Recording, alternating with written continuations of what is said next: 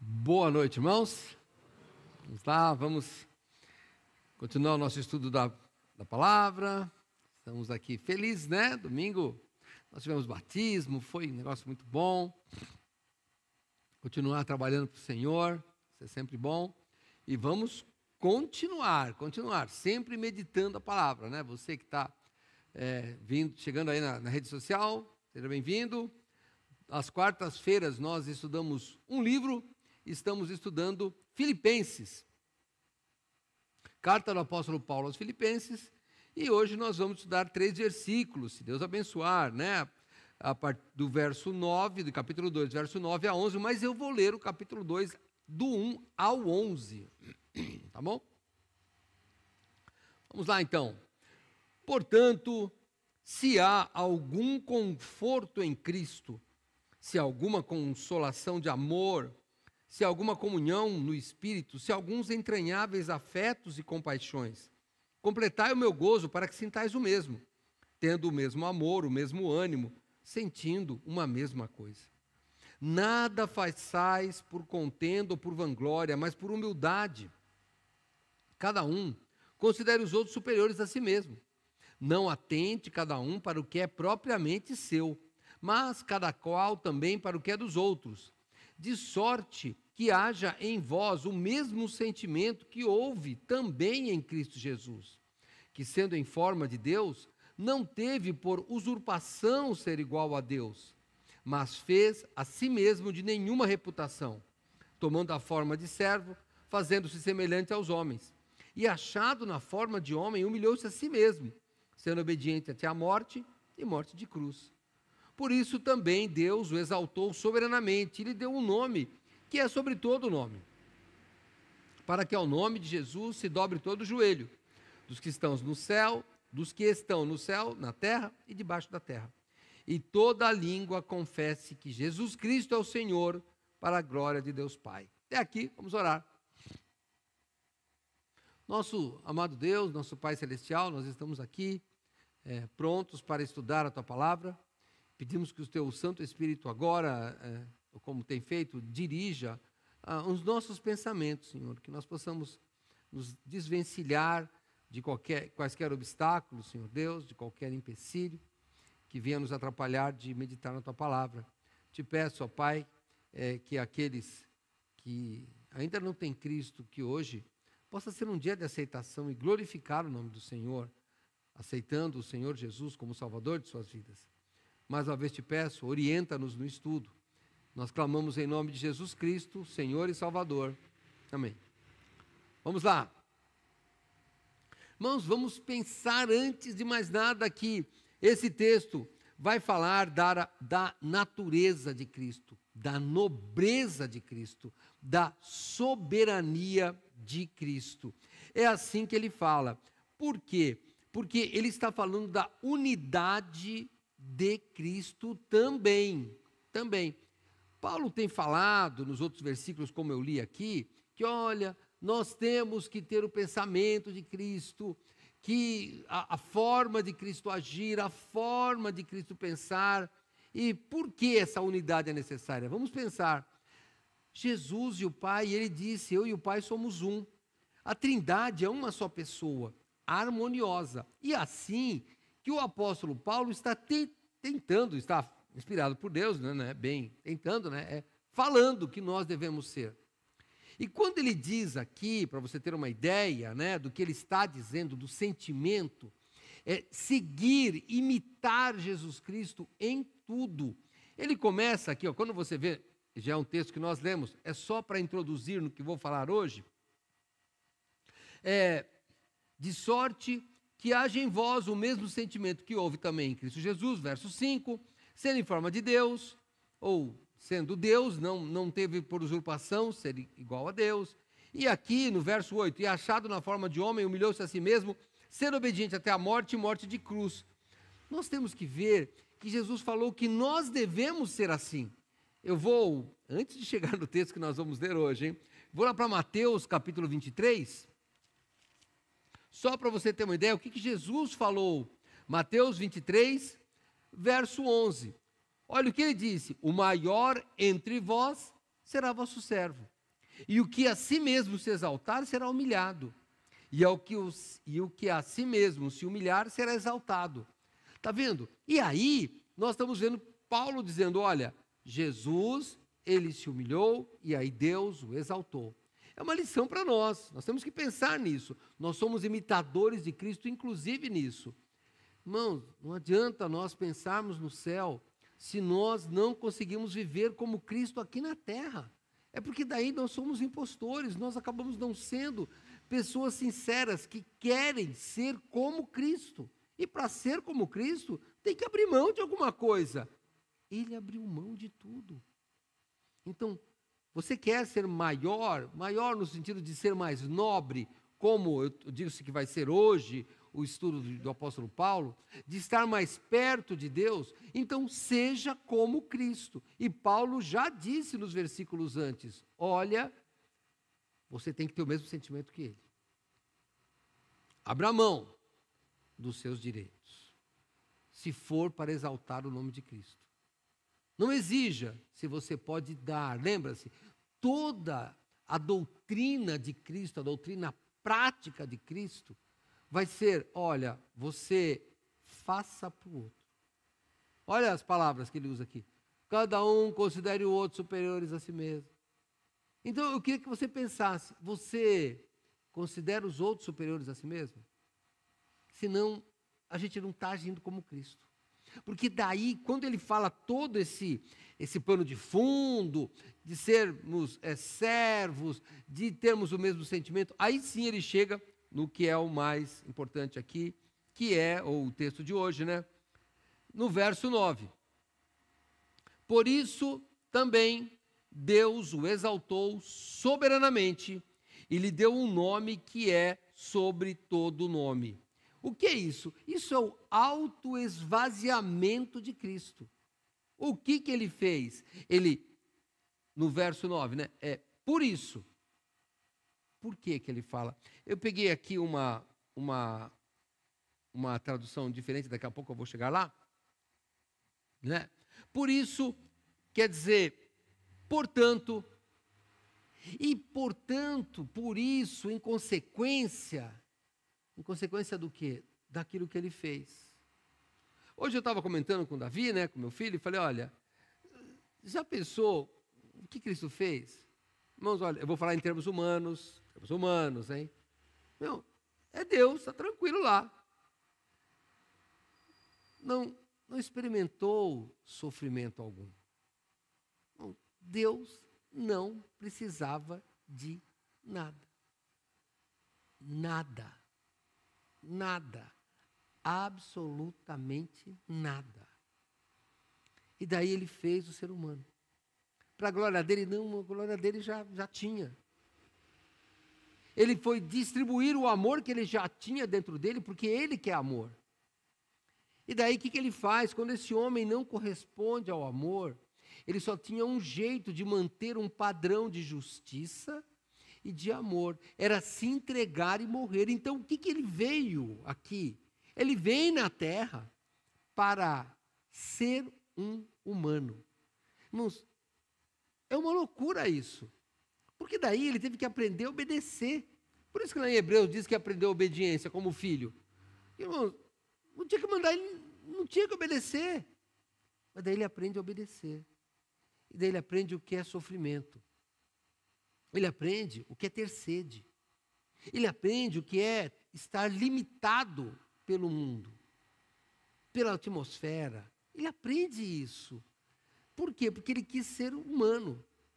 E uma das coisas que nós precisamos de fazer é o nosso sentimento de compaixão. Compaixão é eu me colocar no lugar da pessoa. Então, eu tenho que pensar assim, se eu não coloco no lugar da pessoa, eu acabo só exigindo direitos para mim. Sabe, quando eu acho que eu estou cheio de direitos, é porque eu não me coloquei no lugar do outro ainda. Então eu acho que eu estou sofrendo. Olha, nenhuma crítica, ninguém em especial. Hein? Ninguém. Mas sabe aquela aqui? Pastor, a gente já ouviu algumas vezes aqui, né? Eu não tenho coragem de responder a pessoa assim, não tenho coragem, a verdade é essa. Pastor, olha, puxa, eu fiquei doente, ninguém me visitou.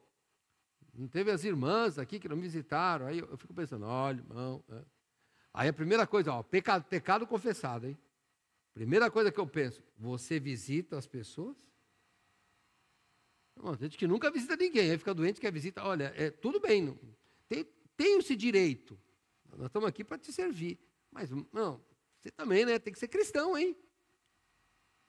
Tem que ser cristão. Então, é isso que está dizendo aqui. E aí, o que está dizendo aqui? Volta aqui, né? Ó.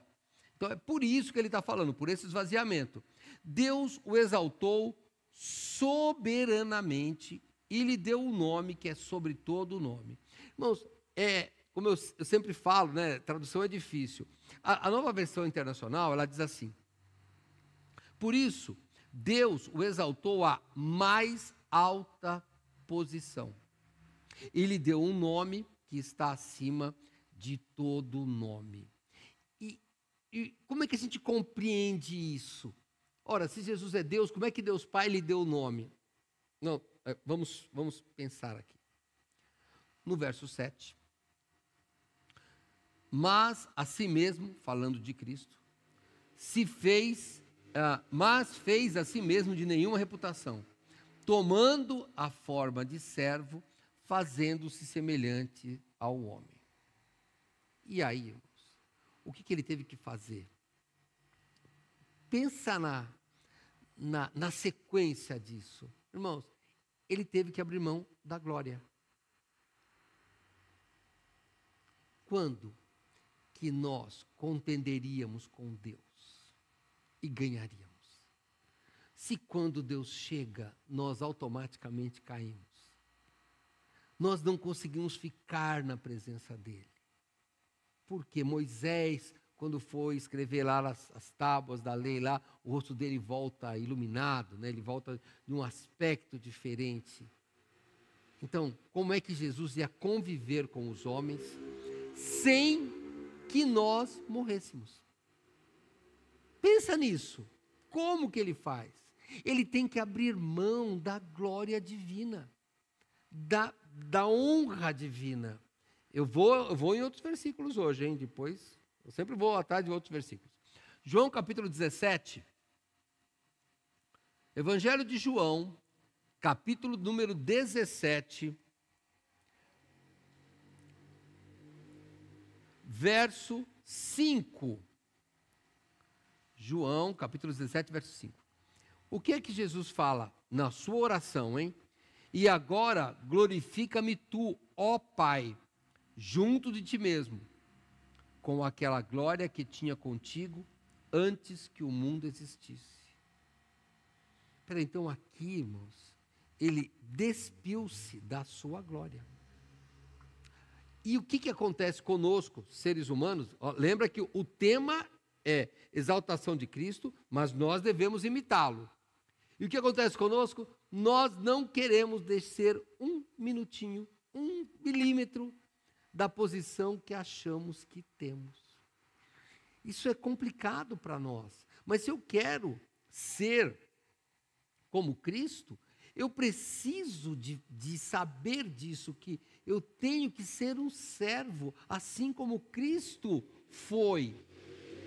E aí quando Paulo fala isso, ele começa a dizer das coisas que o Senhor Deus deu para ele. Por exemplo, exaltou-o com um nome que é acima de todo nome. Mas quem é Jesus Cristo? Tem que ir outro texto. Eu vou sempre em outro texto. Hebreus capítulo 1. Eu vou andando nos textos aí. E depois você pode brigar comigo ou pode ter compaixão, não brigar, procurar essa pregação de novo no YouTube e anotar. Fica mais fácil. Hebreus capítulo 1. Falando de Cristo, no verso 3, diz assim: o qual, sendo o resplendor da sua glória e a expressa imagem da sua pessoa, sustentando todas as coisas pela palavra do seu poder, havendo feito por si mesmo a purificação dos nossos pecados, assentou-se à destra da majestade nas alturas, feito tanto mais excelente do que os anjos, quanto herdou mais excelente nome do que eles. Foi isso que aconteceu com Jesus. E agora Jesus, irmãos, ele tem esse nome exaltado. E aí nós vamos ver que ele é o soberano. E agora ele é chamado de Senhor. E é difícil para nós compreendermos o que os primeiros leitores. Vamos pensar, os filipenses são os primeiros leitores dessa carta, né? Essa carta depois veio para nós, mas eles são os leitores. E quem eram os filipenses? Irmãos, Filipenses é uma cidade importantíssima da época. O Filipenses tem esse nome porque Filipe, o pai de Alexandre o Grande, tinha conquistado a cidade, deu o seu próprio nome. E aquela cidade passa a ser uma província romana. Irmãos, ser uma província romana, naquela época, era algo que mudava a vida das pessoas. Olha, nós não temos ideia porque nós já vivemos em outra época, mas, por exemplo, quando você vai para o Rio de Janeiro, aí temos os cariocas, as pessoas que conhecem, a cidade do Rio é um museu a céu aberto, é estátua, monumentos em todos os lados, porque foi a capital, irmãos. E quando ela foi a capital, quando veio aqui, o primeiro foi Salvador lá, mas o rei Dom João, aquele pessoal, Dom Pedro I, quando eles vêm para o Brasil se torna uma parte do reino, e aí muda tudo. Muda tudo. Quer ver a importância de Filipos? Eu vou lá para Atos dos Apóstolos, capítulo 16, que fala, né, de quando o apóstolo Paulo estava lá. Olha, Atos dos Apóstolos, capítulo 16. No verso 12, diz assim, Paulo fala da sua navegação, né? Ele vai para a Macedônia e diz aqui no verso 12, e dali para Filipos, que é a primeira cidade desta parte da Macedônia, e é uma colônia, e estivemos alguns dias nesta cidade. Irmãos, na verdade é assim, a primeira parte significa a mais importante cidade da Macedônia. Aquela cidade, eles eram cidadãos romanos, e eles viviam, tinha muitos ex-combatentes. Lá houve várias batalhas naquela região, e tinham vários combatentes. Era uma cidade de pessoas que tinham tanto soldados, né, ex-combatentes, como também, nós vamos ver pela própria carta, mas é um termo histórico, as mulheres tinham uma vida muito ativa. Elas eram esposas de comandantes, generais, soldados. Quando Paulo fala Senhor, os filipenses sabem o que ele quer dizer Senhor. Senhor era o título, Quírios, que era do imperador, que podia mandar matar, que podia dar vida, que podia mandar prender, que podia mandar libertar. É diferente. Nós aqui nem sabemos a palavra Senhor, né? É seu Ademilton, seu José. A gente nem usa, né, a palavra de Senhor direito, né? Mas lá, Senhor, irmãos, era algo que eles sabiam. Era assim, alguém com grande autoridade. Alguém que é soberano. Então, eles sabiam bem o que Paulo estava dizendo quando ele diz que Jesus é o Senhor. É isso que eu queria que nós pensássemos na nossa vida. Hoje, nós falamos mal do presidente. Nós brigamos com ele. A gente chega a dizer, olha, esse presidente não me representa, ou esse governador não me representa. Irmão, lá no Império Romano, não faça isso. Por quê? Porque você vai ser morto. Não tem essa. César manda e acabou. Ele é a última palavra. É só isso que acontece. E aí, nós queremos tirar toda a autoridade. Não estou falando para você fazer alguma coisa com o seu presidente, não importa, né? Eu só digo para você sempre, hein? Tem que orar por ele. Seja quem for, tem que orar por ele. Não, e você não vem com essa de que ele não representa assim. Ele te representa. Fazer o quê? Representa, bem ou mal, esse ou o anterior, tanto faz. Foi seu presidente, é seu presidente. E você que é cristão, não o trate mal. Você não pode. Os filipenses sabiam disso. Então, Paulo, este é o nome que nós estamos adorando. Esta é a cidade. E aí vai para o verso 10 do capítulo 2. Então, o que é? Porque, não, antes do nome de Jesus, não preciso te falar, ia esquecendo de uma coisa, espera aí. Irmãos, quando a Bíblia diz que, porque também Deus o exaltou soberanamente, irmãos, não pense de jeito nenhum que Deus o recompensou. Não, irmãos. Não. Jesus é Deus. Jesus é Deus. Ele abre mão da glória e agora a glória dele volta. Porque ele morreu e ressuscitou, provando para todos que ele é Deus, ele cumpre a missão. Ele só fez isso porque é Deus. Então, o que é Deus o exaltou? É como se devolveu a glória que por um tempo lhe foi tirada para que ele fosse homem. Agora ele é Deus de novo. Pronto. Não tem recompensa.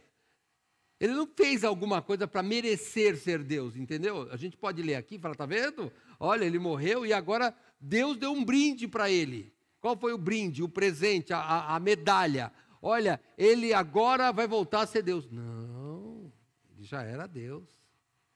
Jesus Cristo é o mesmo ontem, hoje e eternamente. Não é recompensa. É uma vindicação. Reivindicar vem de pedir, reclamar de novo, né? Vindicar é reclamar o seu direito.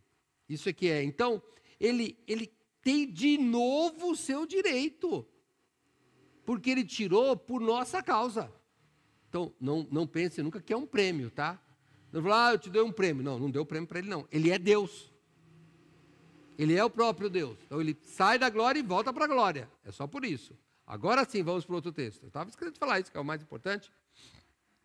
Aí ele vem, no verso 10, para que ao nome de Jesus se dobre todo o joelho dos que estão nos céus, na terra e debaixo da terra. E aí também temos que pensar nos leitores que estão lá, nas pessoas que estão vendo. Apesar de cidadãos romanos, você é como hoje, o judeu necessariamente não é alguém que acredita em Deus, hein? Ele pode praticar os rituais e não ser, nem acreditar em Deus. Eu conheço judeus que não acreditam num Deus pessoal. Então, nada disso. Então, tinham cidadãos judeus lá. E quando ele fala para que ao nome de Jesus se dobre todo o joelho, o que estala no ouvido do judeu? Estala o profeta Isaías, capítulo 45. O profeta Isaías, lá no capítulo 45 do seu livro, nos versos 22. Aliás, quando ele fala do capítulo 45, quando você começa a ver, deixa no verso 22 lá, tá? A partir do verso 11, assim diz o Senhor, e daí Deus vai falando, e ele está falando de Deus. E no capítulo 45 de Isaías, no verso 22, diz assim: olhai para mim e sereis salvos, vós todos os termos da terra, todos os limites da terra, porque eu sou Deus e não há outro. Por mim mesmo tenho jurado, já saiu da minha boca a palavra de justiça e não tornará atrás, que diante de mim se dobrará todo o joelho, e por mim jurará toda a língua. Quem está falando isso aqui é Deus. Então, quando Paulo está falando lá em Filipenses, que vai se dobrar todo o joelho e que a língua vai confessar, ele está colando de novo em Isaías. Ele está dizendo, está vendo? É o texto de Isaías aqui. É o mesmo Deus falando. E agora você fala, bom, quando é que as pessoas vão se dobrar diante de Deus? Quando se dobrarem diante de Jesus. Ele é o Deus. Então é mais um texto confirmando a divindade de Jesus.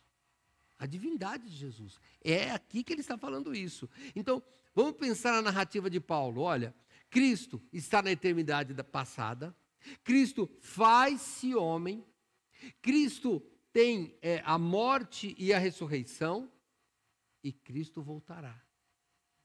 Essa é a parte. Deus, por Ele foram criadas todas as coisas são sustentadas por Ele, e Ele virá para julgar todas as coisas. Então, o que Paulo está falando aqui é uma teologia muito profunda.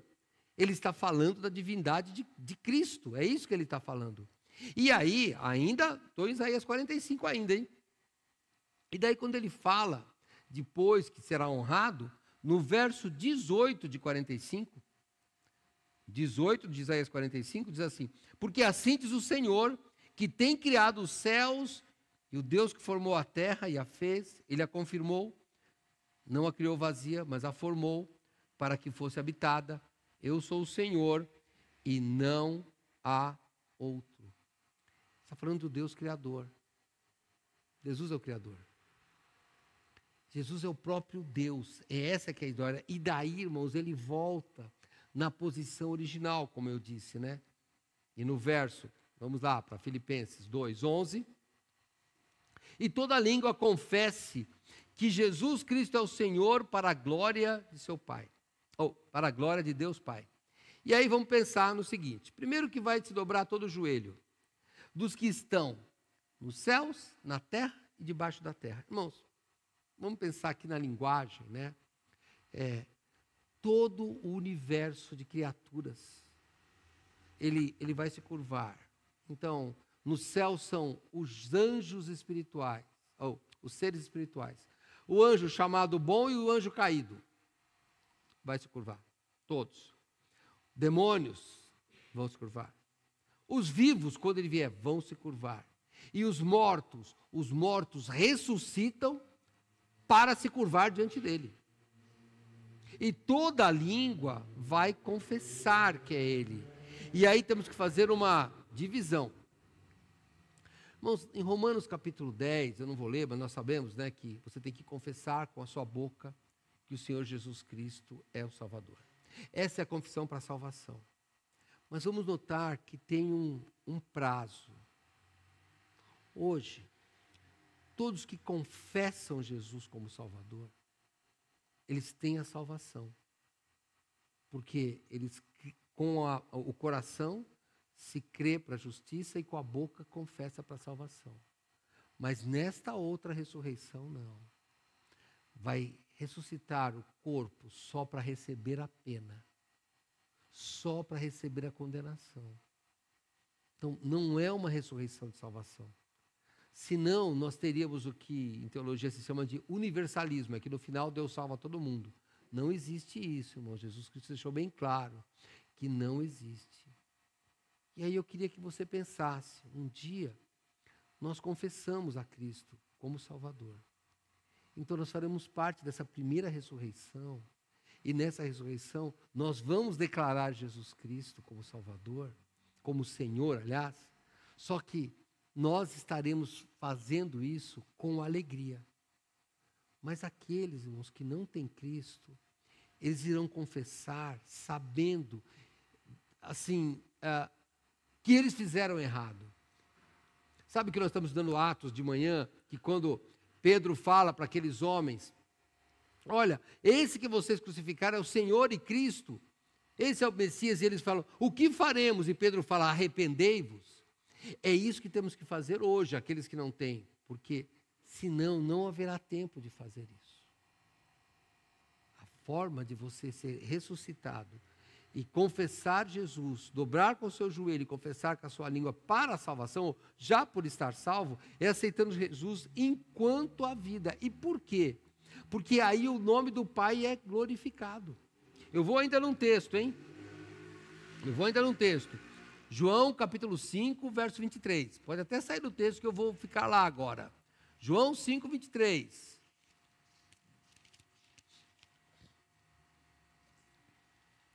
Para que todos honrem o Filho como honra ao Pai.